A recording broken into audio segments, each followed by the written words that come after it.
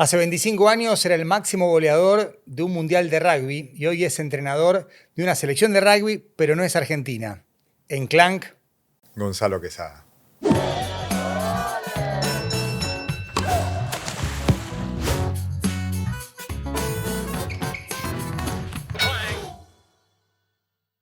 bienvenido Gonza, un placer tenerte acá. Un placer mío, un honor. La verdad que los miro bastante, así que un honor estar en este sillón. Voy a contar la intimidad de cómo llegás acá, porque viniste por poco tiempo.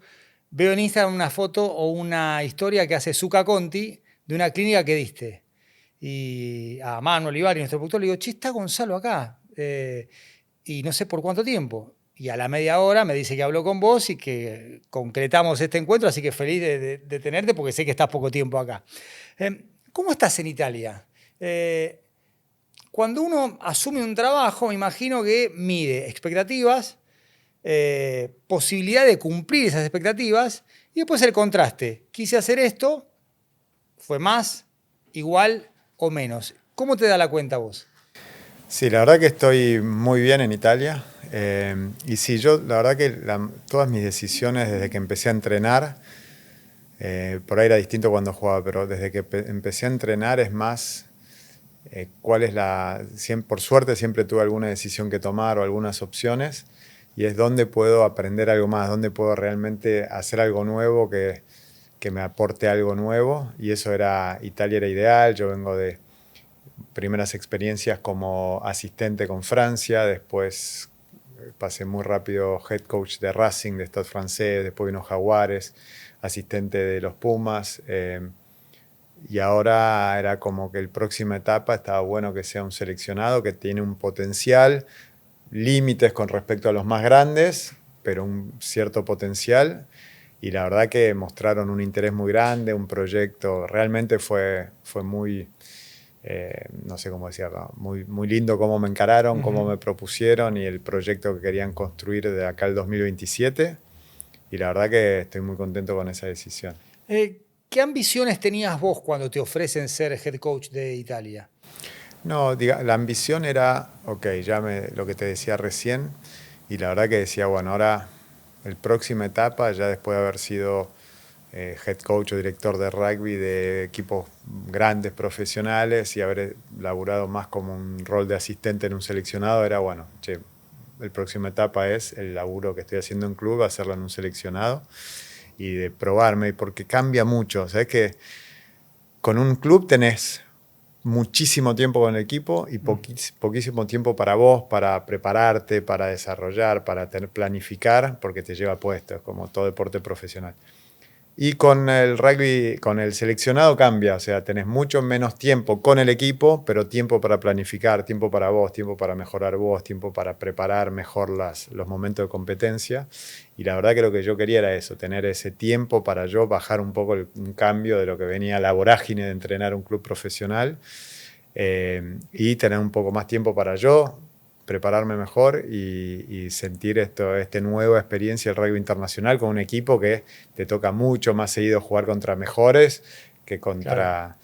Claro. Lo cual está buenísimo porque no hay margen de error, el nivel de exigencia es altísimo y nada, te obliga a estar en todos los detalles y en las cosas que a mí me apasionan de mi trabajo. Hago una simple cuenta. Italia juega 6 naciones. Las otras 5 más Sudáfrica, Australia, Nueva Zelanda, Argentina, la cuenta da 9. Italia es la 10ª.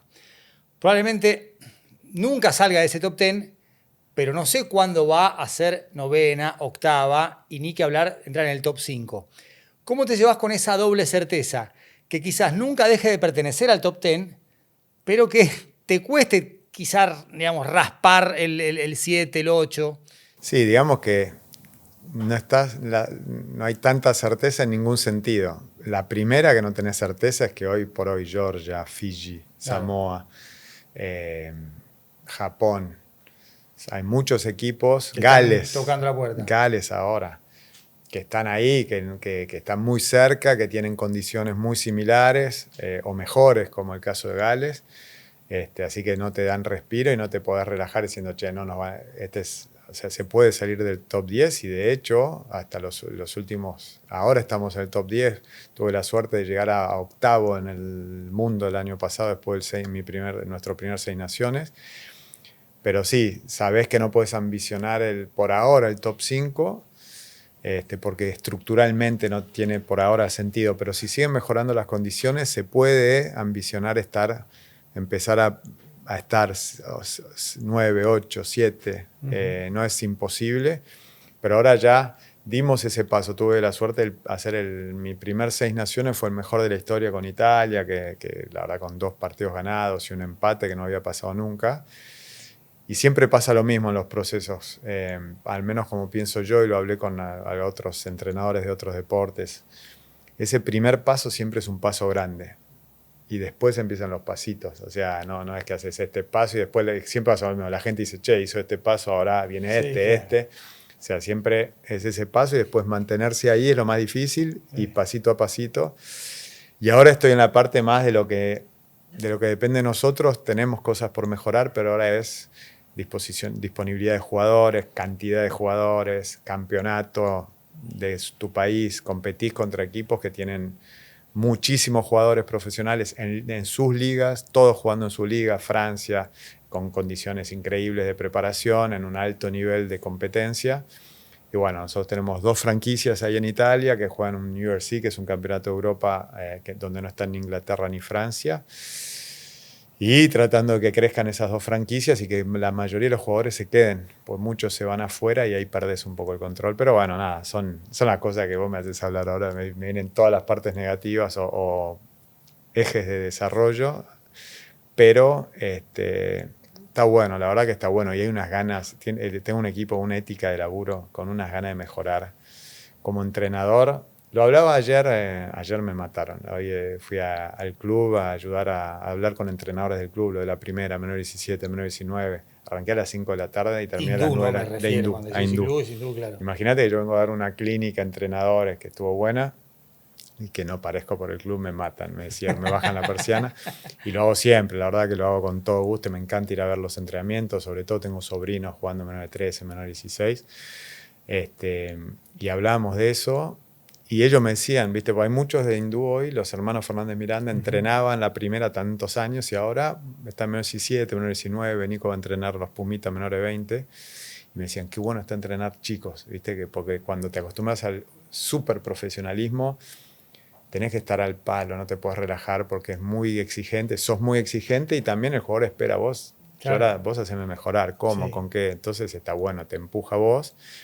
Pero los chicos, que es algo que en otro sentido me está pasando en Italia, hay unas ganas de mejorar, una conciencia de que peleamos contra mejores, de que tenemos que optimizar todo lo que tenemos y es un ultra profesionalismo en cuanto a la conducta, a disfrutar de lo que hacen, que es un placer. Por ahí, en algunos puestos nos falta talento, en algunos puestos tenemos un jugador y que no se nos rompa porque el segundo viene muy atrás.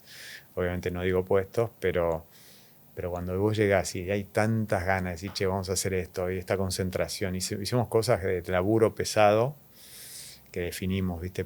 Una parte más cultural, de identidad, de propósito, de visión común, que para mí es muy importante, que lleva horas y reuniones y los pibes. Así que yo estoy disfrutando mucho de eso. El entrenador depende de lo que querés. Yo nunca tomé decisiones. Si yo me fui a entrenar segunda división, Fede Aramburu me convenció a entrenar a un equipo de segunda un año, Biarritz, porque él estaba ahí entre los dirigentes, era íntimo amigo, y era un desafío difícil, porque dijimos, che, hay que traerlo de segunda a primera y esto es lo que hay. Después, bueno, pasaron 1000 cosas, pero es lo que a mí me gusta. Y ahora yo el día a día, no sé cuánto vamos a ganar, cuántos partidos vamos a perder, pero el día a día yo con este grupo lo disfruto y siento que me hace bien a mí, que mejoro yo y que mejora el grupo, mejora el staff, mejoramos todos juntos y eso es para mí lo que hace que todo tenga sentido. Qué pena lo de Fede, ¿no? Sí, tremendo. Sí, más pena, más bronca y sí, odio sí. que pena, Pena todo es junto. La primera sensación. Sí, pena, ahora sí, pena, porque tampoco quedarse con resentimiento, odio, que es lo que viene a los amigos y en cosas así, ¿viste? Humanamente es tremendo. Sí, es duro porque sí, yo justo esos últimos años habíamos sido amigos, amigotes, después amigos, después muy, muy amigos ahí. Así se venía el Mundial y venían un montón de proyectos juntos y demás. Así que ahora, bueno, Duro está presente porque la verdad que era muy intenso, entonces tenemos toda la cabeza llena de recuerdos y en muchas situaciones está presente. La verdad que no se fue el cuerpo, pero está. Y nada, y ahora es más importante María y su familia, Cecilia, su mamá, Edgardo, sus hermanos, lo que cuenta más, sobre todo sus hijas y su hijo. Pero bueno, ahora es estar muy atentos a que las cosas en Francia, los que tienen que pasarse el resto de su vida encerraditos, que se cumpla, Que se cumpla esa condena. Que se va a dar. Todavía no está no se hizo el juicio, pero es lo que va a pasar. Es como dice Mourinho en el documental sobre Bobby Robson. Mourinho dice, una persona se muere, o realmente se muere, cuando se muere el último que lo quería. Y es así pasa con Fede y con, no sé, con Diego, con un montón de gente. Es una frase muy sabia de Mou. Mencionaste que conversaste con entrenadores de otros deportes. ¿Con quiénes y qué buscabas en ese intercambio? Yo al principio, ahora estoy más tranquilo, pero soy bastante perfeccionista en algunas cosas y la verdad me fui de acá a jugar afuera solo cuando me recibí. Yo soy licenciado en Administración de Empresas. ¿Para qué ese título? Algo sirvió. Aprendí a estudiar, me sirvió un montón y me sirvió para cuando estaba jugando en esos años, que jugaba en los Pumas, jugaba en Hindú, jugaba en Buenos Aires. Me sirvió y cuando me fui allá, en cuanto decidí que iba a entrenar, me puse a hacer el diploma de manager profesional del Ministerio de Deportes, un diploma universitario de preparación mental aplicada, bueno, todas herramientas que para mí eran importantes.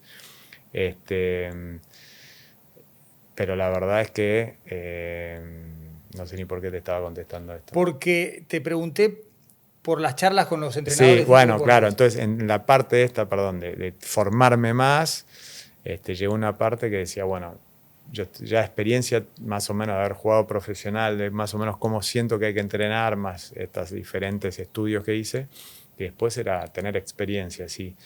Me tentaba mucho menos hablar con entrenadores de rugby que con otras disciplinas, y esos primeros años hablaba un montón.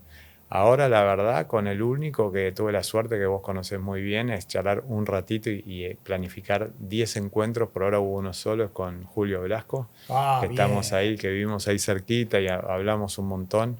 Lo invitamos ahora, el último partido estaba por venir, lo invitamos varias veces. Nos juntamos una vez ahí en Milán, pero no hay un objetivo, no es que llego y le digo, che, bueno, pregunta número 1, ¿cómo pensás que se maneja mejor el grupo en esto? Sale la charla. ¿Viste lo de Julio? Sí, es una cosa de loco. Y la verdad es que yo sabía lo que es acá y sabía que era alguien con una muy buena reputación y muy conocido en Italia y es muchísimo más de lo que pensábamos. No sé cuánto lo sabés allá en Italia, pero es una referencia. Y antes de la medalla, antes del oro con las chicas de vóley. No, pero había sido campeón con los varones, no. Todo, sí, ya antes de ganar oro con el vóley femenino, ya era impresionante, lógicamente, pero me impresionó. La verdad es que, aparte a mí como argentino, cuando llega entrenador de un seleccionado nacional argentino, entonces muchos, el tema siempre, las preguntas, siempre, o sea, era como decir, obviamente te hablan de Diego, sos argentino, Maradona, y de atrás de Maradona, Julio, impresionante. Sí. A ver, como jugador tenías muchos registros, pero hay uno, quizás de los más conocidos, era que eras muy meticuloso. Es más, te decían Speedy Gonzalo por lo que tardabas entre apoyar la pelota en lo que era la ceremonia / ritual antes de patear. ¿Hay coherencia entre ese rugby meticuloso y el entrenador? ¿Sentís que hay mucha esencia tuya en los dos lugares, en la cancha y en el staff como técnico? Sí. Ese sobrenombre fue ese mundial que me estaba llevando un poquito de tiempo prepararme. Después entraba, por suerte. Pero sí, digamos que ahora hay una base que es la misma, que por ahora no conozco otra fórmula, por más experiencia que tenga, que es, para que te vaya bien, hay que prepararse. La preparación la clave es la preparación para jugar bien, para entrenar bien, para liderar bien un grupo. Hay que prepararse, hay que laburar.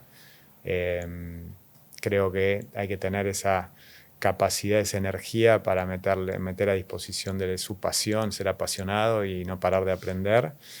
Pero creo que en esos momentos como jugador me vino muy bien muchas cosas que estudié o que quise aprender. Primero, laburar sobre mí mismo, porque ya pasó de un nivel de exigencia que no era, ya se disfrutaba poco. Estaba sobregirado. Y llegó un momento que me salieron un montón de cosas solo por querer mejorar y disfrutar lo que estaba haciendo y de golpe empezás a hacer las cosas, pasa mucho, más por lo que esperan de vos que por lo que sos y, Sí, y claro. se te va psicológicamente cuando no lo sabes. Entonces, es verdad que era muy meticuloso, pero ya llegó un momento que no estaba bueno, aunque nunca fue tampoco un toque, un problema. Ahora como entrenador creo que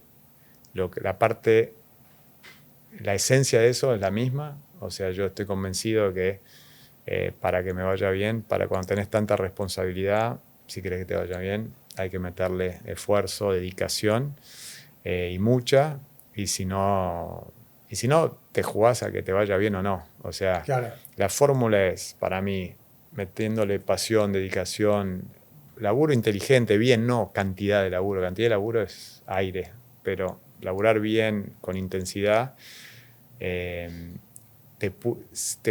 da la posibilidad de que te vaya bien, para mí. Te puede ir bien o no. Ahora, cuando no le metes eso, seguro que no te va bien, para mí. No hay forma. ¿Cómo manejaste haber sido elegido el mejor deportista argentino hace 25 años? Ganaste la Olimpia de Oro.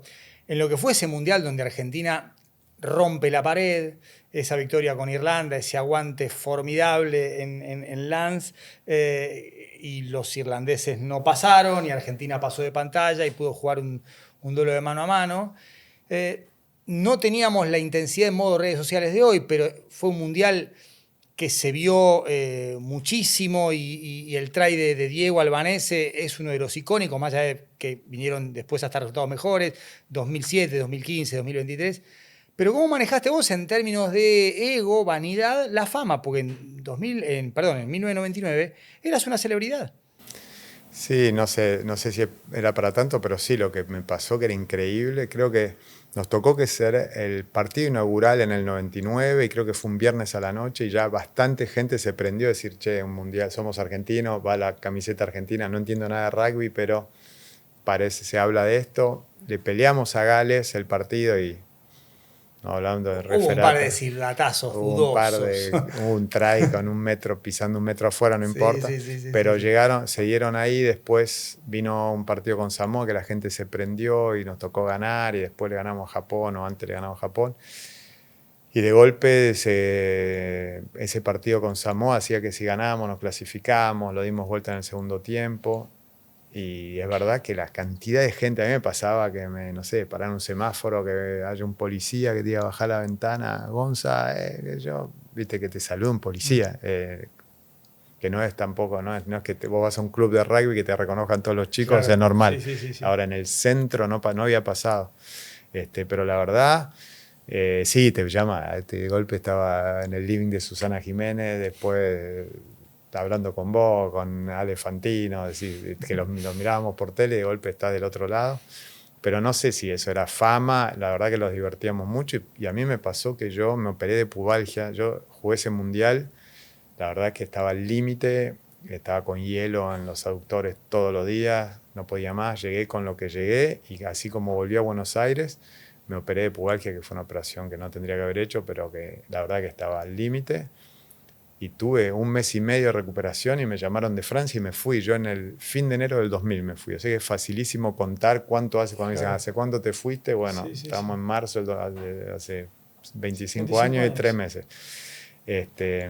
Y llegué a Narbonne, que es un pueblito lindísimo en el sur de Francia, donde obviamente el rugby es enorme, entonces sí era conocido como todo el equipo, pero después y ahí quedé. Y venía una vez cada tanto, una semanita, así que se generó algo acá, hacíamos publicidad, Sí, claro. Visa, Peugeot, estuvo buenísimo, pero la verdad que no tuve que vivir nada diferente, no me cambió nada. O sea, cuando yo volvía, iba a hindú, estaba con mis amigos de siempre, pero es verdad que de golpe me mandaba ropa, no sé qué, entonces venían mis amigos y la marca de ropa deportiva que me había mandado, venían todos, iban todos vestidos. Me llamaba un Relaciones Públicas, che, les divertiría venir a comer acá, con mis amigos, che, vamos a comer allá, vamos a la cañita, comemos acá. Eso cambió, lo disfrutamos así, pero a mí, para ir a la esencia de tu pregunta, yo no paraba de repetir, o sea, esa Olimpia fue para los Pumas del 99. Yo tuve la suerte que teníamos un equipo que tenía un muy buen pack de forwards, una gran defensa, muy lindo, un buen equipo de rugby que tuvo, es para otro, todo un programa para hablar solo de lo que fue el caos de esa preparación. Nos quedamos sin entrenador a 3 semanas, fuimos a entrenar, entrenamos de noche acá entre Jeva y Centro Naval, y los que habían reemplazado durante 3 meses al entrenador, renuncia un entrenador, vienen otros que renuncian a 3 semanas, y nos subimos a un avión con Alex Wiley, pobre, que se murió la semana pasada, que era el asesor y que terminó ahí como head coach y que fue una gran experiencia. O sea que todo ese grupo vivió una adversidad increíble. De lo que pasa en la adversidad, en el deporte explota todo o se hace una fuerza que es espectacular, sobre todo en los equipos latinos y argentinos. Y vivimos toda esa experiencia muy intensa juntos. A mí me tocaba un rol que por ahí tenía un poco más de visibilidad, porque sos el que está solo. Sí, me robaba un minuto de cámara para patear. ¿Preparación? Era... Sí, yo estaba, ahora que estoy muy metido en esa parte, me encanta la parte de la preparación psicológica, la cabeza, soy apasionado ahora de neurociencia, al nivel nuestro, ¿no? de aprender, porque hoy por hoy es entender el comportamiento humano, cómo funcionamos. Para entrenar es fundamental, saber qué es lo que te motiva, qué es lo que te hace comprometerte, qué es lo que hace no comprometerte, por qué hay conflictos. Y para volver a eso, yo había empezado a laburar en mi rutina, que no la tenía muy cocinada, de cómo hacer para... Yo, te juro, lo hablé con un amigo y cuando se lo contaba, hace 10 años, me di cuenta de la locura que decía. La verdad que yo ya sabía que pateaba bien, me salía bien y le pegaba bastante bien a la pelota y de distintos ángulos, distancias, entonces era algo que me salía. Decía, ¿por qué erro? ¿Por qué algunas entran y algunas no? Sí, casi siempre, entonces yo tengo que ver cómo hago para no errar más. Entonces estaba diciendo, ok, yo ya sé que si lo que me puede perturbar es que la cabeza se me vaya al pasado, al presente, que le saque el foco, en vez de pensar qué pasa si la meto, erré la última, esta la tengo que meter. Si yo me pongo la cabeza en sentir las distancias, en pensar técnicamente en los 2 puntos claves de que yo sé que cuando llego con este tipo de equilibrio a la pelota y que hago este movimiento, pienso en estos 2 detalles, el impacto es bueno siempre y la pelota va donde quiero que vaya. Entonces estaba en eso, pero esa secuencia de ideas que científicamente tenía mucho sentido, pero no lo tenía muy dominado el tema. Entonces era toda una cosa que me hacía que terminaba funcionando más o menos bien, pero era un desastre. Después lo terminé de laburar, pero llegué a ese mundial ahí por eso. Pero bueno, esa visibilidad o terminar mejor que los Pumas, por primera vez nos clasifiquemos, salir de zona y que un argentino que perdió en cuartos, por el segundo, a mí me llevan a la final, la anécdota es muy buena. Dicen, te tenemos que traer porque juega Australia, Francia la final, el australiano está 24 puntos atrás tuyo, o sea, mío. Ellos ya habían jugado cuartos, semifinal y final, igual yo tenía 24 puntos más, que era gracias a lo que te decía antes, la cantidad de penales a favor que tuvimos, gracias al equipo. Y me dicen, subite, y yo decía, pero... Claro, pues decían, no va a ser 25 puntos, pero si hace 25, bueno, venís para nada, pero si no, vos te vas a ganar el botín de oro, que es un parte de la ceremonia, tenemos la comida, toda una ceremonia, tenés que estar acá, tenemos que grabar tu nombre. Y yo llegué a la final y vi la final con Hugo Porta, me acuerdo, en un palco, había varios así, y este pibe empezó a meter, y nada, tenía que hacer 25, hizo 24 puntos, y por eso yo terminé, creo, con un punto más que él. Y bueno, por eso obviamente se generó un poco más de atención y obviamente acá también la prensa y el rugby en general fue muy buena onda con lo que había sido esa parte de nuestro equipo, pero yo lo tomé como algo del equipo y no paraba de repetirlo porque me incomodaba casi que sea uno solo de lo que fuese ese grupo. Vamos a hablar mucho de la parte mental, pero quiero que hablemos un poco del juego. ¿Cambió el rugby desde, pongo ese punto de partida, 99 a este 2025, casi 25 años de diferencia? Sí, cambió muchísimo.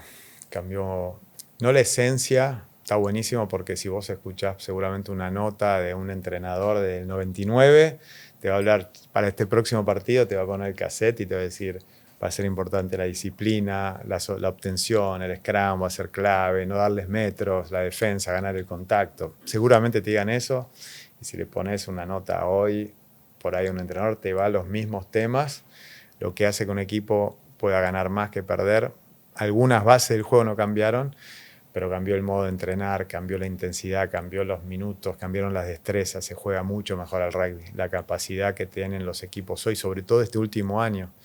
Hubo muchos años donde la defensa iba más rápido que el ataque. O sea, las defensas le ganaban a los ataques. World Rugby, la IRB, no paraba de cambiar reglas, que es un defecto, una cualidad nuestra, para que el ataque siga siendo preponderante y que el rugby siga siendo espectacular, para que no solo nos guste a los que les gusta el rugby, sino que crezca. Y era como siempre había una regla nueva y ahora, hace unos años, el nivel de destrezas, de capacidad atlética de los jugadores que antes eran solo pesados, ahora tienen otra capacidad atlética, otras destrezas, hace que hoy los partidos internacionales, el Seis Naciones, tienen muchos tries, mucha acción, muchas situaciones donde las defensas no logran controlar los ataques y eso está buenísimo.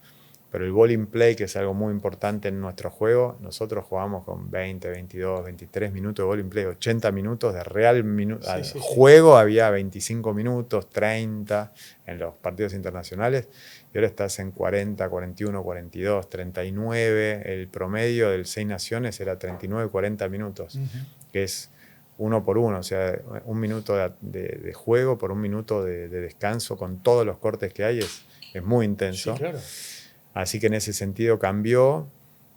Después, lo que hace que un equipo, para mí, un equipo sea exitoso es el nivel de compromiso que se genera en un grupo, los lazos, o sea, la capacidad de tener una visión común clara, un propósito claro, saber a dónde vamos, una identidad con valores claros que nos definan, que nos hagan distintos, una cultura en relación, o sea, comportamientos y conductas en relación a esos valores que nos caracterizan o que nos representan y al propósito.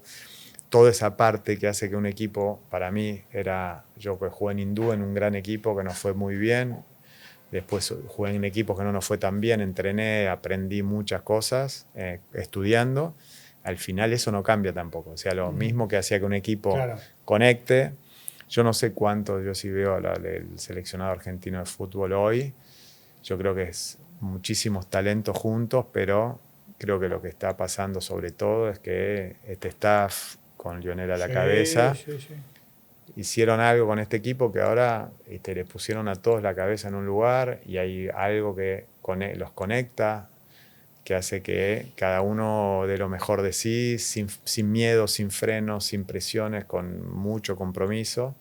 Y eso es una consecuencia de laburo, pero que para mí eso no cambió. Cambiaron las destrezas y la intensidad de los partidos. Pues es que la selección argentina de fútbol hoy practica la nuestra. La nuestra es la idiosincrasia del fútbol argentino de toda la vida. El toque y me voy, de juntarse alrededor de la pelota, pases cortos. También hay una cultura vinculada con el juego, pero también con el comportamiento, con el estado de ánimo. Hay algo que va más allá de un proyecto de juego, pero el proyecto de juego es fundamental para entender por qué le ha ido tan bien a este equipo. Y mientras vos hablabas de esto, quería saber cuánto te ayudó, o si te ayuda, conocer la idiosincrasia de Italia y si es importante conocer la idiosincrasia del país para una selección de rugby que vos estás dirigiendo. Porque una cosa es el calcio, si bien Italia tiene cierta cultura rugbyística, no se puede comparar lo que es el básquetbol, el voleibol, el fútbol con relación al rugby. Totalmente. Vos hablás de proyecto de juego. Yo lo que digo siempre, jugando con las palabras, pero lo pienso así y creo que habla para responder a lo de Italia, para responder al seleccionado de fútbol con Scaloni y su staff, ¿Hablaste con Scaloni? No, no tuve la suerte. Sé que me crucé, veo mucho al Pupi Zanetti ahí en Milán. Claro, Me es el dijeron, rey Cucho el Cambiás, rey es el uno. tienen de parrilla, Y todo. en una de sus cenas para su fundación Pupi, estuve con Walter Samuel hablando 10 minutos, pero viste cuando te saludás y cuando vos estás tratando de expresar qué bueno lo que estás haciendo, qué ganas de charlar con vos, qué sé yo, y yo así, y del otro lado sentir, che, sí, dale, estaría bueno charlar, viste, Sí. que son esas cosas, y dale, juntémonos después. Después es difícil, pero sí, me encantaría. Pero lo que te decía recién es, para mí antes del proyecto de juego, el proyecto de juego se apoya en el proyecto de equipo primero. Y es lo que te decía recién. Yo sí, no es que yo conocía la idiosincrasia, pero obviamente yo llego después de un entrenador neozelandés Sí. que hizo un buen laburo con Italia. Kieran Crowley. Sí, pero yo qué hice, yo me comprometí con Italia, faltaban 3 meses para que termine el Mundial de Rugby, yo lo hice 3 meses antes, después del Mundial de Rugby, yo me iba en 1 de enero del 2024. Yo no me fui el 1 de enero, me fui solo por las mías, ya a vivir a Italia sin contrato, empezar a laburar en noviembre, al día siguiente que terminó el Mundial, y me puse a estudiar italiano, que obviamente a un neozelandés es mucho más difícil hablar italiano y no lo hablaba, Claro. que alguien que como yo tenía la suerte de hablar inglés, obvio, pero cuando hablas bien francés, yo viví 25 años en Francia, argentino, francés, no te digo que es fácil, pero es una lengua latina y la verdad es que, viste, que hablar como hablamos con la mano, o sea, para mí era mucho más fácil y yo lo que quería era llegar y hacerle ver, acá somos Italia, hablo en italiano y se habla en italiano. Yo al principio hablo en lo que se parezca al italiano, pero no se habla más en otro idioma que no sea el italiano. Y todo el laburo, por eso te respondo, porque a mí me ayudó mucho, porque fue todo decir, che, para mí el rugby italiano es este nivel de pasión, el corazón, algo muy parecido a los Pumas en cuanto a eso. Y digo, ahora estamos atacando muy bien, pero siento que sobre todo en el Mundial se pierden un par de partidos donde pasan cosas que me sorprendieron. Entonces, conocer esa idiosincrasia, saber que muchos, cuando vos hablas con un argentino, sabes cuáles son las cuerdas que tocas y tocas sensibilidad, emociones y que pasa algo con lo que decías. La selección de fútbol no es que juegan bien al fútbol nada más, hay un nivel de compromiso, hay algo ahí emocional muy fuerte, sobre todo cuando de Brasil te ayudan dando declaraciones que te la dejan reentregada ahí, bueno, la agarramos. Igual esa es toda de Romario, bicho. Sí. Porque Romario tiene un canal, yo lo amo, Romario, tiene un canal de YouTube y le hizo decir a Rafinha, vamos obvio. Con todo, o sea... Sí, que después el flaco no puede... Encima se la trabajaron mal porque el tío iba a hacer una batalla, no es que dijo los vamos a matar, o sea... Pero igual... Imagínate De Paul, imagínate Rodrigo, Leandro Paredes, le dan eso, escúchame. No, y como entrenador, listo. por más otras ideas que tengas, cuando te dan Otamendi. eso... pero aparte el entrenador se la deja picando para citarlo. Sí. Nosotros como entrenador latino no esperás primero que la prensa diga que no puede ganar, que el adversario diga alguna pavada así, y sabes que te dan una ayuda, una motivación, es un doping un día, psicológico. No voy a contar quién ni nada, pero un día un entrenador me pidió, necesito que digas esto. Y yo le dije, dale. Y lo dije. O sea, es lo único que no tenían forma de ganar, exacto. que no había... Yo no necesito que vos digas esto. Y yo con el entrenador tengo una estupenda relación. Y no le iba a decir que no, digo, dale, ok. Y nada, obviamente... hijo de... pero el entrenador sabía, les dijo a los jugadores, miren que Juan Pablo va a decir esto, y yo lo dije, y obviamente todos sabían. O sea, hasta acá llego, pues es algo que... Digamos, no, obviamente. Pero Bianchi, digamos, cuando Scolari dijo ya somos campeones después de la final de Palmeiras Boca en 2000, también la bandera de Bilardo... que esa la mandó a Carlos. Cuando la sacan de Trigoria, eso lo decidió Carlos. No. De todo, así. A mí me ha pasado, sí, que decir que lo que estaban analizando, tenemos jugadores argentinos que están en tal equipo de Francia que vamos a jugarle, me dijeron que ni nos estudiaron, que... Después del partido decís, che, hablé con ellos, sí nos estudiaron, bueno, qué sé yo. Y es parte de lo que motiva al latino. Pero sí, a mí me ayudó mucho y creo que los jugadores, yo tenía esa ventaja ahí de decir, yo tengo que generar un efecto después de un buen entrenador y obviamente esos primeros momentos son importantes. Ya la primera conferencia de prensa, yo llego el primer día, me ponen un traductor y salí a contestar como podía en italiano y ya como que con la prensa decís, bueno, te respeto, te hago Claro. todo lo que puedo para adaptarme yo a vos y no vos a mí, lo mismo con los jugadores. Y después hicimos una primera concentración donde junté a todos los que juegan en Italia, pues no puedo hacer venir a los que juegan Claro. afuera. Sí, con las 2 franquicias hicimos 2 días de definir nuestro proyecto de equipo, definir propósitos, dónde queremos ir, nuestros objetivos, por qué, identidad, qué es ser Italia, qué significa la camiseta de Italia, qué la hace diferente de los otros, por qué, por grupos, ¿viste? Hablar de eso, definir una cultura, como había tantas ganas, pero estaba medio disperso, ¿viste? Y también, y eso nos ayudó mucho y fue una ventaja sin duda. Y además Italia lo que tiene es una tradición de incorporar jugadores de otros países, es un rugby muy cosmopolita, o sea, Diego Domínguez, cordobés, fue, digamos, durante mucho tiempo líder de la selección italiana y nació en Argentina. ¿Eso ayuda o complica a la hora de definir ese proyecto de equipo? No, primero, hoy por hoy son muchos menos. Hay menos cosmopolita como hace unos años la jamada de Sergio Parisse, de Claro. Diego, eran mucho extranjero y ahora la verdad la base del equipo es, sobre todo el equipo titular, el 70% o más es verdadero puro italiano, digamos, crecido, nacido y desarrollado en el rugby italiano. Y los pocos que hay están muy adaptados, son realmente que han vivido toda la vida ahí o que son realmente hijos de, que hablan, entienden y hablan un poco de italiano. Así que creo que el equilibrio ayuda porque te traen un poquito de cada cultura. A mí me gusta lo que pasa con los Pumas, con lo que pasa con Uruguay, lo que pasa con Sudáfrica, que son casi los únicos equipos que todos los jugadores son nacidos en su país. Pero hoy por hoy en el Seis Naciones tenés más en Escocia, en Irlanda, en Gales, inclusive en Francia, no son todos, pero ya no es como antes que era casi todos tenían 90%, Italia la mitad. Y yo la verdad es que me pasó ya que había 3, 4 jugadores que no eran, digamos, nacidos en Italia y crecidos en Italia, que ante nivel similar con uno que es nacido y que haya crecido jugando al rugby 100% en Italia, cuando a nivel similar, convoco a ese. El extranjero que viene realmente, pues tiene extranjero, entre comillas, Sí. es el que tiene algo realmente para aportar al equipo, en la cancha o alrededor de la cancha, por la experiencia, por el comportamiento, por lo que transmite como cultura de cómo hay que entrenarse, cómo hay que comportarse, o por lo que le da al equipo, le da mucho más de lo que le da por ahí su competencia 100% italiana, digamos. Cuando decidiste dejar de jugar, ¿fue natural o traumático? Fue muy natural. La verdad estuvo muy relacionado, nunca lo hablé esto así, muy relacionado con lo que iba pasando con los Pumas. A mí, yo terminé mi carrera de los Pumas titular en el Mundial 2003.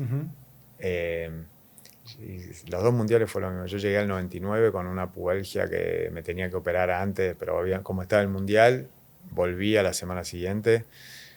Batista me operó, que era el médico de Boca, Jorge, claro, Jorge Batista.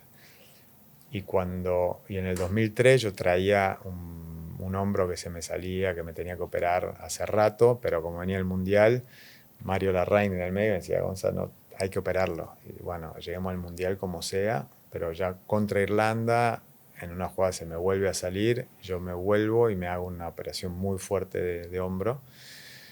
Y dejo de jugar 8 o 9 meses, tardó. Volví a jugar en el fin del 2004, 2005. Y después se venía el Mundial 2007. Obviamente en mi puesto ya estaban Juan Hernández, Félix Contepón, Claro. eran 2 cracks. Pero siempre había un lugar para por ahí seguir en el grupo. Yo ya había entendido que el número 1 no podía competir ya con mi edad y contra el talento y los cracks que eran amigos como Félix y Juan, que estaban ahí disputándose ese puesto. Pero había lugar para uno más, así que yo decía, bueno, ir a buscar a ver si me logro volver a meterme en el 2006, 2007, no me tocó. Y ya cuando en el 2006 al 2007 había decidido dejar de jugar porque ya había empezado a pensar a entrenar. Entonces dije, ok, jugar por jugar. Me proponían contratos, pero no tenía ningún objetivo monetario. Era, ya está, ya jugaba al rugby para que me vuelva a tocar jugar en los Pumas. Ya jugar un año más, jugué 8 o 9 años en Francia, otro más, no tenía más sentido porque no había nada más grande atrás.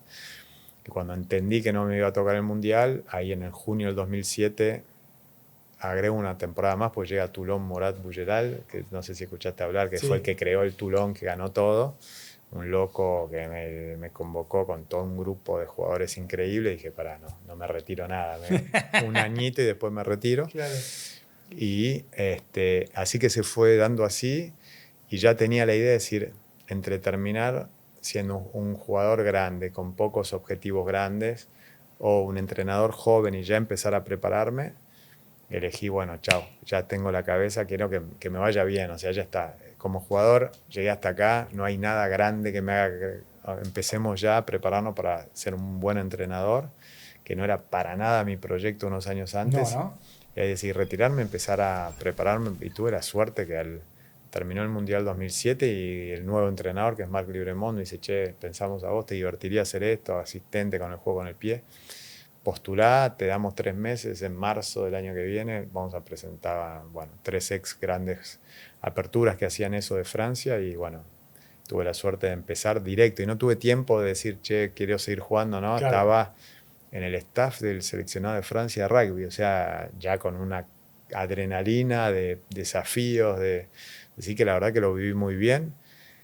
Me volví después de un año y medio, me di el gusto de jugar 2 meses en Hindú, hubo una ventanita ahí yo había dejado de jugar un año y medio, 2, pero me volví, me entrené un poco y fui a entrenar con el equipo y de entrenar solo por estar ahí tenía 2 meses y me dijeron, che, ¿por qué no jugás un rato en la Inter? Y falta uno, sí, por ahí hay un lugar. Y jugué en la Inter y la verdad que esas cosas que pasan, que nada por jugar, bien, bastante entrenado, jugué bien. Y el error que hace el club, a la semana siguiente hay un partidazo contra un equipo de Córdoba en primera, un partido durísimo. Pero bueno, me quedé jugando un par de meses, me saqué el gusto, así que no, hasta volví a jugar a Hindú, Claro. ya está. Y me retiré con el hombro operado, la pubalgia, todo lo que me había jodido 90% de mi carrera. Los últimos partidos con Hindú me sentí mejor que nunca físicamente, así que se acabó y no me dolía la rodilla, no me dolía el hombro, no me dolía la espalda. Y estaba metido en un proyecto increíble que termina ganamos un 6 Naciones, un Grand Slam, según perdimos la final del Mundial 2011 por un punto, una experiencia increíble, así que fue una transición perfecta. ¿Qué es lo más importante de un entrenador de alto rendimiento? La parte mental, el conocimiento del juego, llegarle a cada uno en el lugar correcto y en qué te preparás porque quizás ya no alcance el conocimiento propio del rugby y de tu vínculo con los jugadores y que tengas que buscar, si querés, una herramienta más. Sí, creo que te lo podría definir ahí cuando lo hablabas. No sé si tenés Warren Buffett. Sí, claro. Él te habla de líderes, de capos de organizaciones, son las cosas que me gusta leer. No es exactamente la misma visión, pero él habla de 3 puntos. Uno es la energía, la inteligencia y la integridad. Él habla, energía es que si vos vas a ser, para mí, que tiene que tener un entrenador, vos tenés que tener mucha pasión por lo que haces, no podés contarlo como un laburo, porque cuando sos entrenador de deporte profesional, de equipo por lo menos, en rugby seguro, y creo por lo que hablé en casi todos, la responsabilidad es muy grande, así que tenés que tener mucha energía porque son semanas donde el fin de semana, donde todos descansan, vos es el pico de tu rendimiento y el domingo es donde tenés que estar o compitiendo o analizando tu partido y preparando el próximo. Entonces, tener esa energía, esa pasión por lo que haces, estoy de acuerdo con Warren. Después él habla de inteligencia, pero inteligencia en el sentido de conocer lo que haces. O sea, si vos vas a ser entrenador de rugby, tenés que entender un poco de rugby, si sos de fútbol, entender de fútbol, y tener las herramientas de management, de liderazgo, para entender tu juego, entender lo que querés hacer, saberlo comunicar, saber pasar un mensaje, entender cómo funcionan los grupos, tener empatía, tener un alto nivel de exigencia con vos mismo y que combina con el tercer punto que él habla de integridad, que integridad para mí es vos tener que ser el mejor ejemplo de todo lo que exigís, que es un montón, pero para mí es lo que termina al final, que sos apasionado, le metés mucha energía a lo que haces, sabés de lo que hablas, sabés de rugby, sabés de comunicarlo, sabés manejar grupos. Para mí esa es la parte que él habla de inteligencia, de capacidad, digamos. Y después integridad es que tus comportamientos estén en relación con lo que decís. O sea, el entrenador tiene tendencia a hablar mucho y te expones mucho, hablas mucho, somos muy vulnerables y hay que mostrarse vulnerables. Yo siempre digo que son la E de entrenador, es de E de ejemplo, E de exigencia, pero soy exigente con vos porque conozco tu potencial y tengo empatía con vos porque creo en vos, conozco tu potencial, entonces soy exigente y tengo empatía, son todas E. Después autenticidad, me parece importante ser lo que sos, porque no se puede. ¿Gritás? Poco. Me enojo poco, pero me enojo y como me dicen muchos, como no grito, como no pierdo las emociones, no me... por un lado soy muy emotivo en el sentido que te voy a hablar y a mí me viene de las tripas y entonces creo que me logro llegarle mucho a los jugadores porque no pongo ninguna careta, no preparo más o menos lo que voy a decir y después viene desde acá y eso el jugador cuando viene de acá, más que de acá, lo siente. Pero no se me sale la cadena, se me sale poco, se me sale un poco a veces durante el partido, por ahí con el referee, pero no voy a entrar al vestuario a los gritos, pero a veces soy capaz de decir cosas pausadas, con un tono bajo, que son mucho más duras, por lo que me dicen, después ¿viste? Hago mucho feedback, el feedback es importantísimo nuestro con los jugadores y después es muy importante en mi puesto y lo que deben decir todos los entrenadores que están en mi lugar, es dificilísimo tener un feedback honesto. Entonces yo, para saber, viste, che, yo estoy expuesto a esto todo el tiempo, decime, che, Gonza, siento que esto lo podrías hacer mejor. Es dificilísimo porque en general te vienen a decir todo lo que sienten que estás haciendo bien, pero es difícil al capo, al jefe, decirle lo que podría hacer mejor. Pero lo que me dicen mucho es que sí, que a veces sin gritar con palabras por ahí duras, cuando tienen que ser dichas, yo siempre digo lo mismo. Para mí, cuando vos sos exigente, cuando se genera una cultura, quiere decir que nosotros en mis equipos decidimos que cuáles son nuestros comportamientos, los enumeramos en relación a cada valor que decidimos, no son palabras tiradas en las paredes. Entonces, cuando nosotros decidimos esas cosas, quiere decir que hay compromisos. Cuando hay compromisos, si yo en mi lugar, a veces es difícil, ¿viste? Llega uno que tiene que jugar o jugar, por ahí llegó tarde, o hizo una cagada, o puteó un pendejo en un entrenamiento, no se puso la remera, pavadas, pero si yo dejo pasar, cuando dejamos pasar o no decimos nada, aceptamos.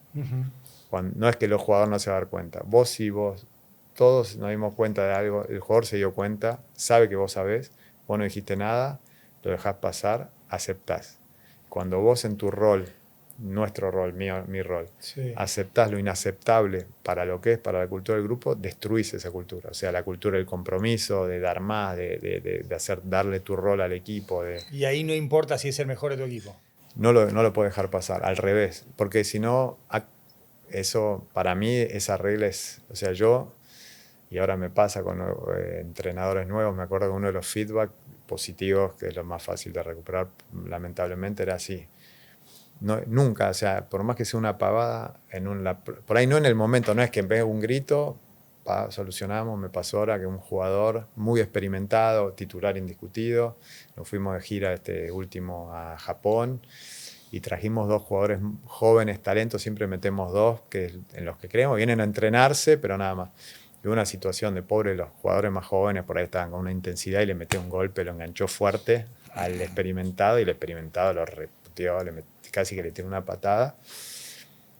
En el momento le dije algo y ahí quedó, pasó el día, qué sé yo, ni le hablé a este jugador y en la reunión siguiente obviamente dije, bueno, faltan pocos días para el partido, pero ayer pasó algo, lo dije en el momento, te lo dije a vos. ¿Ya habías hablado con él? Le había hablado un poco, ya lo hablamos, ya me dijo, yo quiero que aprovechar, no quiero que nadie no sepa que yo ya hablé con él, quiero que todos sepan que yo hablé con él, que eso es inaceptable, que bla, bla, bla, bla. ¿Por qué no lo podemos aceptar? ¿Por qué? Es un ejemplo por ahí medio liviano, pero creo que es una regla que es muy importante. ¿Lo pusiste en el equipo? Al tipo, sí, porque fue una reacción ahí Ok. que pasó, porque fue un detalle, la verdad Ok, que fue una ok. reacción ahí y nada más, y es más, siguió la acción y yo me podría haber hecho el que no, acá no pasó nada, pero a Claro. mí no me gustó. Y después no, el jugador ese pidió disculpas, es inaceptable lo que hice, no tiene que ser así, te pido perdón a vos, le pido perdón Y al así todo equipo fortalecido. y todo fortalecido. Y hay jugadores que no por comportamiento, pero cuando el comportamiento, la performance no es la buena. Ahora tuve la durísima decisión, mi último partido con Italia, el capitán del equipo de los últimos tiempos, le tocó ir al banco. Hablé con él, le expliqué por qué y lo entendió, porque la verdad que el que le estaba tocando ser su suplente estaba jugando mejor. Y nada, está todo bien, es parte del laburo, pero no soy. Creo que si vos querés tener un grupo comprometido y a largo plazo y generar una historia con un equipo donde hay que ser justo, hay que ser exigente pero justo. Si vos se te sale la cadena muy seguido, para mí te va perdiendo respeto el jugador. ¿Y cuándo te das cuenta de que la cagaste ya en un planteo? O sea, vos imaginás un partido y sale otro. Y te cagan a goles y tu equipo pierde. Y vos sabés que la cagaste vos, porque a veces hay imponderables, qué sé yo, no sé, echan a un jugador a los Sí, 5 sí, sí. minutos, es un 15 contra 14. Pero ¿cómo convivís vos con tu error? Y sobre todo, cuando también el equipo sabe que esta es más tuya que de ellos. Nosotros los lunes, por suerte, humildad, no me pasó muchísimo, por suerte, así de cagarla completamente, pero sí. Nosotros el lunes a la mañana en general es el review del partido donde tratamos que en pocos mensajes tener, ok, de todo lo que hablamos previo al partido, de lo que eran nuestros objetivos, tratar que en 3 puntos, digamos, negativos, que es por qué se perdió este partido, y los 3 positivos, que sería por qué se hubiese podido ganar, pues siempre tenés algo bueno en las derrotas y algo malo en las victorias. Se hace ese análisis, estadística del partido, clips para resumir lo que pasó en ataque, clips para resumir lo que pasó en defensa. Pero yo abro cuando pasa eso, que no sé, propusimos un lanzamiento y dijimos, che, contra ellos saquemos la pelota al line y defendamos el line en el aire en vez de dejarla adentro, que son una opción para hacer algo básico. Y por ahí nos vemos 3 tries de lanzamiento de line que te matan. Y dice, bueno, yo arranco todo el análisis. Esta mala mía, acuérdense, dijimos de ir al line. En el primer tiempo lo hicimos, nos vimos 3 tries, después por suerte en el segundo dejamos de hacer eso, la pusimos a la disputa y pudimos controlarlo mejor. Es un ejemplo, ¿no? Pero sí lo hago, arranco por eso. Y creo que no sabes lo que gano y no paro o sea, en ese sentido estratégico, a veces erramos en una planificación de un día que no las pensamos, a veces lo pensás tanto, lo ves tanto el planning del día que cosas muy Claro. simples te las complicás. No paro, por suerte no pasa mucho, pero cada tanto pasa y lo primero que hago es decir, mala mía, acá erramos en esto, no nos puede pasar.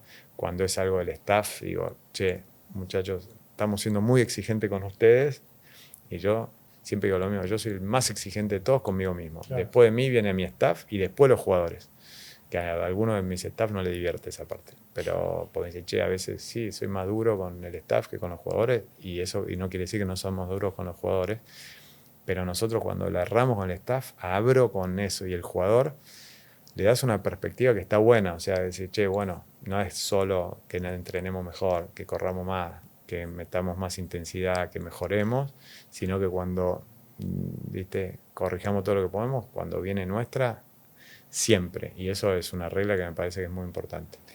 ¿Qué lugar ocupa Jaguares en tu carrera, en tu vida?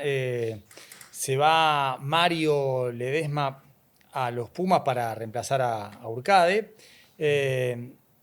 Y llegás a una final en lo que es quizá el gran impacto de Jaguares como franquicia. ¿Qué recuerdos tenés y qué significa en tu carrera? Porque pasó hace 7 años, pero me imagino que siendo también el rugby argentino, ese sabor no va a depender del paso del tiempo.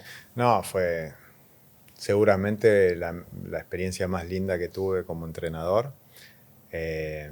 aunque no salimos campeones, me tocó salir campeón en Francia, pero justamente para mí era, Jaguares había estado creciendo, empezó con muchas dificultades, obviamente los primeros años de entrar al Super Rugby fueron de adaptación, de conocer que son otros staff que tuvieron ese rol. Después con Mario ya hubo una primera clasificación a playoffs, con un partido en Sudáfrica, y ya se sentía que en medio del techo se había logrado, ok, ya está, playoff, Jaguares, Super Rugby, equipos neozelandeses, sudafricanos, sobre todo. Y para mí me había ido muy bien, creo, en Francia. Sí, a ver, sos el Me habían primer llamado. entrenador argentino que gana un título en el rugby profesional extranjero. Sí, yo el año previo sí habíamos ganado un Challenge Cup, que es una Copa Europa, como ¿cómo se llama? La Liga de... La Europa League. La Europa League, la Sí, segunda, digamos. Sí, después de la Champions. Sí, y era volver a Argentina con expectativas y qué sé yo, y no me podía ir mal. O sea, para mí era un riesgo lindísimo, pero volverme a Argentina con una buena reputación afuera. Y ya las primeras preguntas eran, bueno, ¿qué pensás? Porque el rugby, Super Rugby no es lo mismo que el Top 14. Que me acuerdo que yo empecé, las primeras respuestas fueron, el rugby es rugby. Claro. Y quedó esa frase. Pero sí, la verdad que ahí tuve la suerte de tener un grupo increíble de jugadores, un staff que generamos una sinergia y un espíritu espectacular, y una UAR que la verdad que la unión de rugby, con un montón de límites, que eran los que no podía, que donde por ahí no tenemos los mismos medios para competir que contra los equipos de Nueva Zelanda por ahí, pero había realmente una intención, un acompañamiento. Yo iba a la UAR y con ideas, con proyectos y cosas para mejorar, y sentías que había un real apoyo de toda la UAR para que nos vaya bien, y era una sensación muy buena, ¿viste? Entonces tenés una unión donde es todo muy fluido, un grupo, un staff de laburo donde conectamos muy bien todos, con casi pocos nos conocíamos, pero conectamos, y un grupo de jugadores que era impresionante, la verdad que fue impresionante, y vivimos algo muy fuerte. El propósito de ese equipo era vivir un año que marque nuestras carreras, y arrancamos así. Hubo un par de experiencias increíbles que hicimos con la pretemporada, y la verdad que fue espectacular. La pandemia nos deja el sabor amargo de no saber hasta dónde se hubiese podido llegar. Pero sí, un poco menos, dijiste 7, la pandemia nos cortó la pandemia. 6 años, de 2019, 6 años, sí, 6 años ya. Ya cuando dijiste 7 dije, wow. Claro, sí. 6, 7. O sea, el Super Rugby subcampeonato es en 2019. Sí. Que pierden contra Crusaders allá en Christchurch. ¿Por qué no fuiste entrenador de los Pumas? No sé. No sabes. No, por ahora tuve la suerte de que me hayan propuesto en 2018 ser asistente del staff de Mario. Lo acepté, fue una experiencia espectacular, la verdad que lo disfruté mucho, venía de muchos años de head coach, y de golpe estar solo como entrenador de ataque, acompañando un staff donde aprendí un montón de Mario y de los demás también en un rol nuevo. Me ayudó mucho también después para Jaguares. Me había tocado con Francia, me han llamado para ser head coach de equipos en Francia y de ahora de Italia. Y nada, por ahora no me tocó que me llamen para ser head coach. Ahora la verdad que mi cabeza es estar con Italia, y te diría, no me tocó todavía. ¿Pensaste que podía ser tu momento luego de Mario, antes de Cheika? Sí, la verdad que a mí me pasaba que yo en el 2008 ya estaba como asistente en Francia, 2009, 2010. Yo tuve de golpe de los entrenadores argentinos muy rápido en una situación donde no había 10.000 entrenadores argentinos. Claro. Yo ya en el staff de Marc Libremont en 2011 terminé con muchas responsabilidades dentro del staff. Me habían dado mucho lugar los otros entrenadores, lo viví como una experiencia increíble. Así que ya desde que cuando Tati Phelan se va, ahora comí un asado en lo de él hace poco, la última vez que vino a Europa a visitar jugadores, me dijo, che, yo me voy, están hablando, pues algo que te podría interesar. Después vino el Huevo, después Mario. Qué sé yo creo que si no había pandemia y que yo seguía en Jaguares, creo que para mí lo lógico hubiese sido que termine ese ciclo normal, que Mario vaya había hecho ya el Mundial 2019, que vaya hasta el Mundial 2023, que él con la experiencia de 2019 y su staff lo aprovechen para usarlo para mejorar en el 2023, que es mucho la historia de los Pumas, siempre un Mundial por ahí raro, y el próximo, Sí. 2003 fue raro, 2007 bueno, 2011 raro, 2015 bueno, 2019 raro, 2023 bueno. Es verdad eso, sí. Y creo que después de 2023, por ahí, no sé, Mario tenía hubiese tenido 2 mundiales, por ahí había un ciclo más o no, pero si había, el día que si Mario decidía cuando decidiese, lógicamente hasta ahí era como que el de Jaguares seguía el de... Claro. Así que para mí, la lógica hubiera sido, si nos quedamos, seguramente que haga la temporada que tenga que hacer, si era exitoso, seguramente por ahí hasta otro mundial, y después por ahí yo creo que estaba en una situación donde me podía tocar. Después con la pandemia me tocó que se acabe Jaguares, tener que volver a Europa, nuevos compromisos, y bueno, y se tomaron decisiones que donde, bueno, no me tocó que me digan que me toque a mí. Y, digamos, cuando te llama Italia, ¿pensabas que quizás post-Mundial 2023, aún con las semifinales que había alcanzado el equipo dirigido por Cheika, era tu momento? ¿O ya es, bueno, mira, se dará cuando se dé, si se da? Sí, digamos que yo tuve una charla donde me habían propuesto, que se supo y lo Sí. hablaron el presidente actual de la UAR, que tengo una muy buena relación con todos.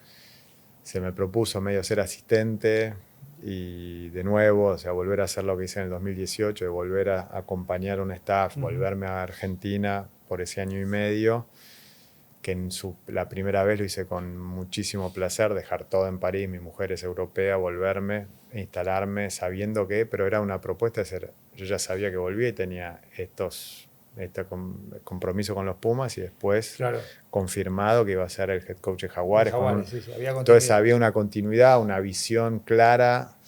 Acá era algo que no se veía bien que pasaba después de ese 2023 como asistente. Claro.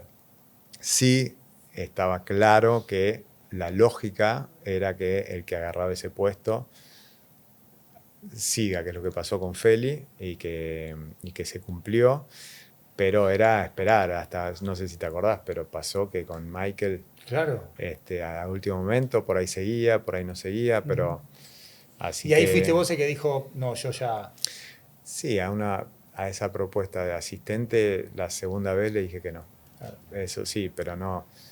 Pero 6 meses después me propusieron ser head coach en un proceso por Sí, 4 sí, sí. años y lo acepté. O sea, no es que nunca le dije que no a ser head coach de los Pumas, jamás. Claro, claro. Digamos que eso. Pero de nuevo, y no me gusta hablar del tema porque suena raro. Tenía lógica lo que se hizo. Michael Cheika es un amigazo, un gran entrenador. Ya estaba con el grupo.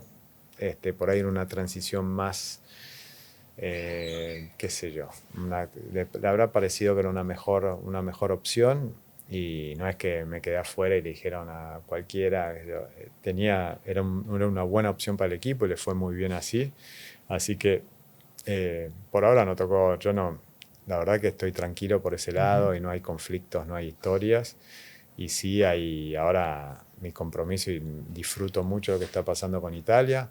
Y yo tengo que seguir mejorando y estar preparándome, y por ahí algún día llega y por ahí no, y si no, no pasará nada. ¿Cómo fue enfrentarte contra los Pumas? Fue en noviembre del 2024, en el Friuli, en Udine, que encima ganaron los Pumas Bien. 50-18. ¿Significa algo en términos deportivos, entre comillas, patrióticos? De otros estaba Felipe con Tepomi, o sea, con quien tenés una gran relación, o sea, hay una historia compartida juntos. ¿Qué significó para vos desde, si querés, lo emocional? Sí, la verdad que no es un lindo partido a preparar. Me pasó ya cuando estaba con Francia, también lo mismo. El año 1 con el seleccionado de Francia, jugamos con los Pumas. Y la verdad, algunos me critican en Italia que no canto el himno, pero yo la única vez que canté el himno desde que estoy con Italia fue cuando jugamos contra los Pumas, que canté mi himno. O sea, El argentino. fue el himno argentino y canté mi himno, que era el himno argentino, jugando contra todos los jugadores la mitad jugaron en Jaguares conmigo, los quería mucho, no estaba esperando que termine el partido para saludarlos, el staff son amigos también, o laburamos juntos o somos amigos de siempre.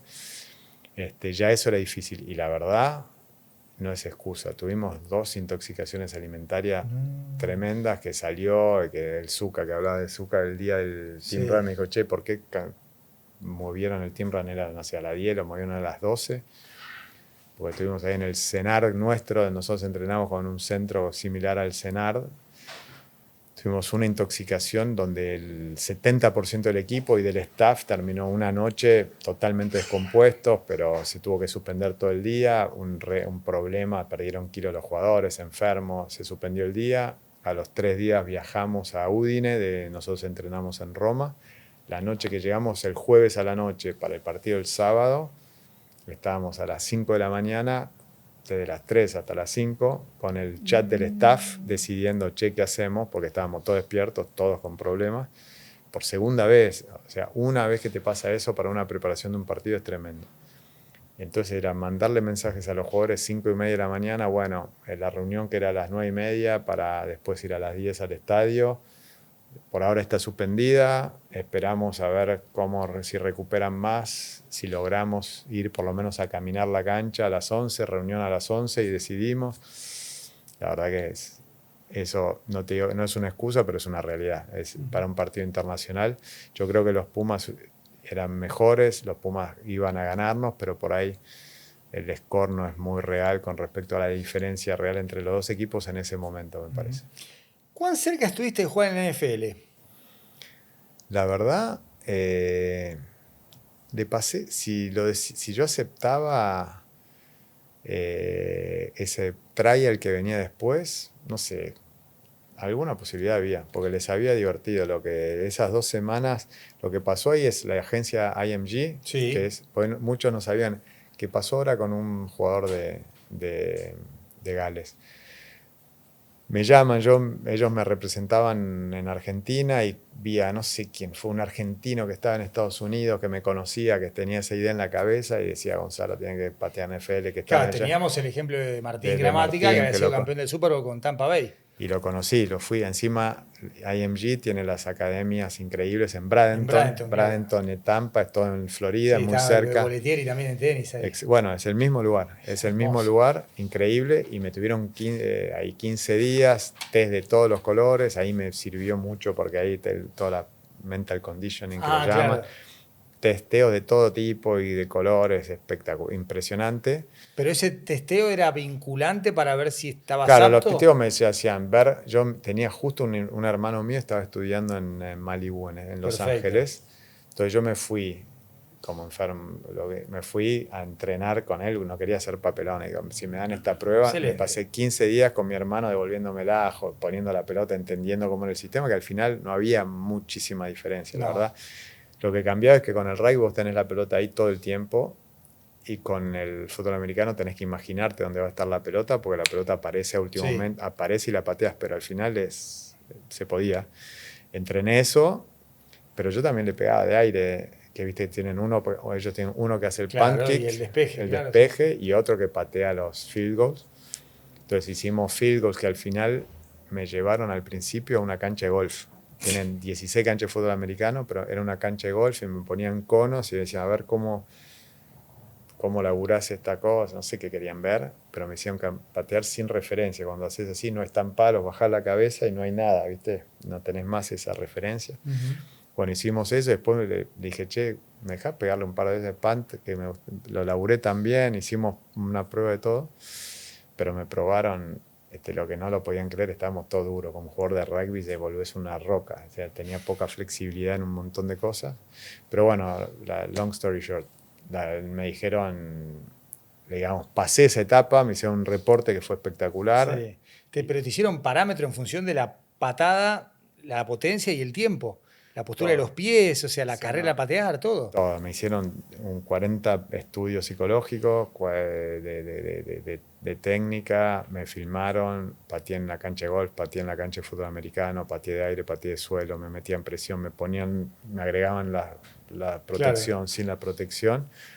Nada, y entonces el feedback final fue, bueno, estamos listos para pasar la etapa posterior. Había un equipo, creo que era Kansas, donde IMG tenía mucha, digamos, llegada. Kansas City, que ahora está Patrick Mahomes, uno de los mejores. Mira, no, creo que era ese, pero lo que me dieron es, ahora tenés que irte a prueba 5 o 6 meses. Lo que vimos acá nos permite decir que vale la pena la etapa después. Por ahí era, Gonzalo, lo que vimos, gracias por todo, pero no, seguí pateando, seguí jugando al rugby. Entonces me dijeron, ahora, si vos lo que queremos probarte en situaciones de presión con equipo, generar situaciones más de partido, ponerte realmente todo el equipamiento, verte en situaciones más reales durante unos meses, y si pasás esa próxima etapa que ellos me decían, por lo que vimos hasta acá, podría pasar, bueno, ahí ya sí o sí la próxima etapa es un contrato. Y el contrato más bajo era 10 veces más. Claro. El básico mínimo sindical, porque tienen un mínimo sindical, sí, claro, que no te pueden pagar menos que eso, ya era el triple de lo que podía ganar bien en Francia. Pero eso fue el verano europeo del 2002, lo hice en junio del 2002.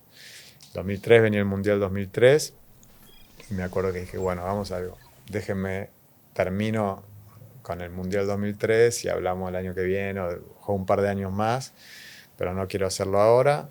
Y nada, pasó el tren. Después seguí jugando hasta el 2006, 2007, cuando volví yo empecé a mandar mails. Habían cambiado la persona de IMG en Estados Unidos, en la academia, y me dijeron, chao, gracias por todo. Pero no me arrepiento, la verdad que estuvo bueno. Pero hubiese sido, sí, y Martín me ayudó un montón. Fui a visitarlo, no sé cómo me recibió, no los conocíamos. Le mandé un mensaje así, vi a un periodista, no me acuerdo qué periodista, pero dije, che, vos que lo conocés, decile. Me escribió él, te espero, me recibió en la casa, fuimos a comer, fuimos a conocer la casa, me tiró unos tips. Un grande. ¿Y te acomodaste a la dinámica del poco tiempo que había para patear? O sea, está bien, son juegos distintos cuando sacas del medio, cuando haces la salida de fondo, para buscar ese punto no extra. Nada. O sea, vos la preparación que hablábamos antes, todos esos, los tipos hacen lo mismo, saben de dónde están, toman su carrera, calculan la distancia de donde va a estar la pelota, los palos. Es es lo mismo, solo que vos tenés la pelota ahí todo el tiempo en rugby, pero el tiempo es el mismo. Vos sabés dónde va a estar, entonces podés hacer la misma rutina, solo que solo en el momento que aparece la pelota salís. Pero la verdad que eso fue bastante natural. Es verdad que de chico y también en hindú, ¿llevabas pelotas de rugby en el baúl para patear y palos también? Sí, lo que hacía, sí, más que de chico, esa anécdota viene en Francia, toda mi carrera en Francia. Es en Francia. Sobre todo en Francia, en hindú. En hindú siempre había una montañita de arena que te hacían traer y tenía de una constructora y teníamos en una esquina arena, porque éramos varios del club a patear con arena, entonces iba con un balde, ponía arena seca, le poníamos agua, la laburaba para que quede y pateaba con eso. Cuando me fui afuera, sobre todo los 2 primeros clubes que jugué, yo quería tener las pelotas del partido, las tenía yo. Yo tenía 10 pelotas infladas con el barómetro, sí, con la presión 9,5, que es la presión exacta que hay que tener. Tenían ya una marquita con el marcador, eran las pelotas del partido, las tenía yo, y tenía un balde con arena. Y en mi primer equipo en Narbonne tenía pista de atletismo con salto en largo.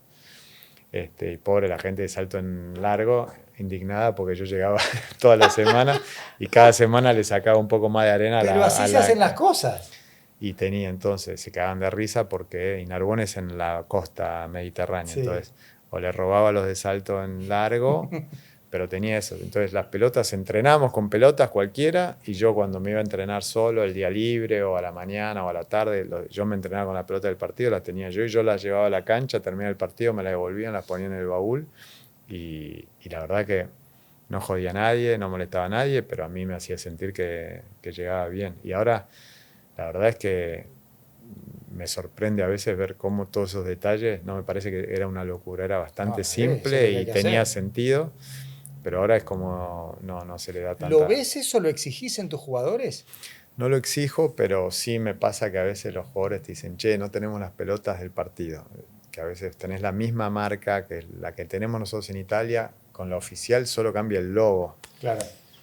Pero yo entiendo, o sea, cuando los otros del staff dicen, che, la pateadora está jodiendo que todavía no llegaron, ¿viste? En vez de mandártela el domingo para el lunes ya tenerla, te llega el lunes, empezar a entrenar el martes realmente con el logo del Seis Naciones. Y lo del staff, invita a reunión de staff, che, hablemos con el pateador que está histérico, ¿por qué? Y yo en la reunión decía, No. hablemos con vos, ¿por qué no está la pelota? Porque sí, por ahí es psicológico, pero es normal. Él es el que va a estar solo con 80.000 personas, con esa pelota ahí, en su cabeza le viene bien tener las que ya sabe que son exactamente las que va a jugar. Consigámosle la pelota, no le digo nada al pateador. En ese sentido, sí, y a los pateadores cuando son por ahí más que dicen, che, no sé, me voy a patear al sintético. A veces termino de entrenar en la cancha de pasto y los veo irse al sintético porque es más cómodo. Digo, pero no jugamos en el sintético. Claro. Digo, entrená acá, que por ahí no está perfecta la cancha, pero no te vas a patear bien en el sintético, pero no te va a servir para preparar. Esos detalles al revés. Sí, los exijo un poco y cuando son muy detallistas no digo nada, porque no sería muy cara dura. Después, como era yo, hacerme, dale, relájate, no es para tanto. La última pregunta es bien de historia de los Pumas. Entre los 15 jugadores están Hugo Porta, Felipe Contepomi, Juan Hernández y vos. Los 4 juegan. Organizalos. ¿Quién es apertura? ¿Quiénes juegan de centro? ¿Alguno de fullback? ¿Alguno va de wing? ¿Puedo ir al banco o tengo que estar en la cancha? Yo me iría al banco, pero si no, y de 10 Hugo, esa directo, y se me va a complicar entrar en ese equipo.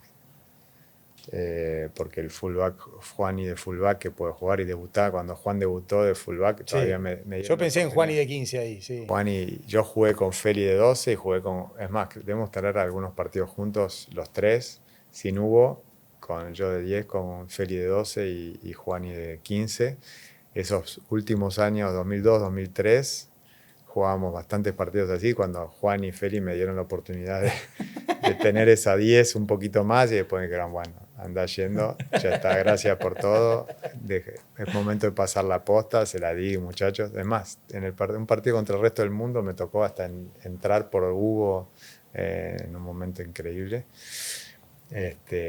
Y por eso, para mí yo tengo que entrar del banco, porque si no me tengo que poner de centro, sí, me tengo que poner de centro y por ahí pedirle a Hugo, Félix puede jugar perfecto de 10 o de centro. Pero Juani de 15, vos y Felipe de centro, si Hugo de apertura, está bien.